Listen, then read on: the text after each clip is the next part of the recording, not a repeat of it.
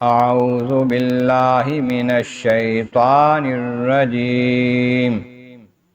بسم اللہ الرحمن الرحیم وَلَئِنْ أَذَقْنَا الْإِنسَانَ مِنَّا رَحْمَةً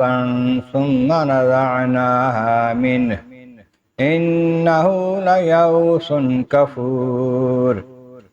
وَلَئِنْ أَذَقْنَاهُ نَعْمَاءَ بَعْدَ ضَرَّاءَ مَسَّتْهُ لَيَقُولَنَّ ذَهَبَ السَّيِّئَاتُ عَنِّي إِنَّهُ لَفَرِحٌ فَخُورٌ إِلَّا الَّذِينَ صَبَرُوا وَعَمِلُوا الصَّالِحَاتِ أُولَئِكَ لَهُم مَّغْفِرَةٌ وَأَجْرٌ كَبِيرٌ صدق اللہ العظیم۔ حمد و ثناء رب کریم اور درود و سلام بر سید خیر الانام کے بعد سورۃ ہود کی آیت نمبر 9، 10 اور 11 تلاوت کی گئی ہے۔ 12ویں پارے کے دوسرے رکوع میں اس سے پہلی آیت کریمہ میں بتایا گیا اگر ہم ان لوگوں سے جو کفر سے باز نہیں آ رہے عذاب کو کچھ مؤخر کر دیتے ہیں، کچھ وقت کے لیے ٹال دیتے ہیں، تو شکر نہیں کرتے، مہلت نہیں جانتے کہ اس میں توبہ کر لیں، بلکہ کہتے ہیں کہ کس شے نے روک دیا ہے عقیدی عذاب کو، مذاق سے کہتے ہیں،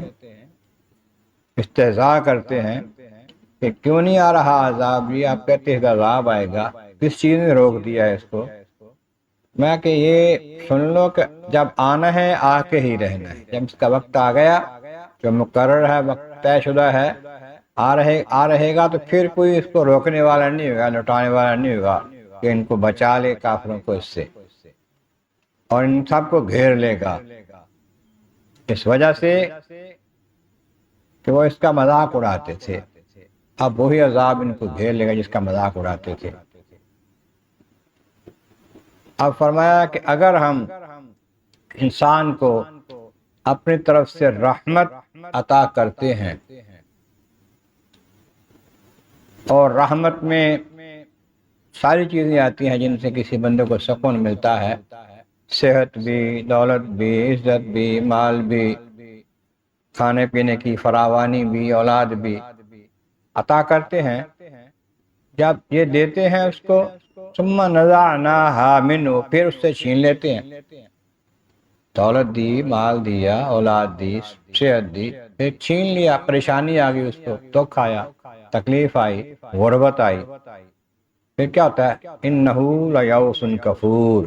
پھر بڑا نا امید اور نا شکرہ ہو جاتا ہے۔ جب دیا ہے اس وقت شکر نہیں کرتا، لے لیتے ہیں پھر بڑا نا شکرہ، بڑا پریشان ہو جاتا ہے، مایوس ہو جاتا ہے، اب تو کبھی نہیں مل سکنا مجھے، یہ بہت میرے ساتھ یہ ہو گیا ہے، دیوالیہ ہو گیا، اب کہاں میرا حال ٹھیک ہونا ہے۔ پھر فرمایا وَلَئِنْ أَذَقْنَاهُ نَعْمَاءَ بَعْدَ ضَرَّاءَ مَسَّتْهُ، پھر جب اس کو تکلیف پہنچی، دکھ پہنچا، پریشانی آئی،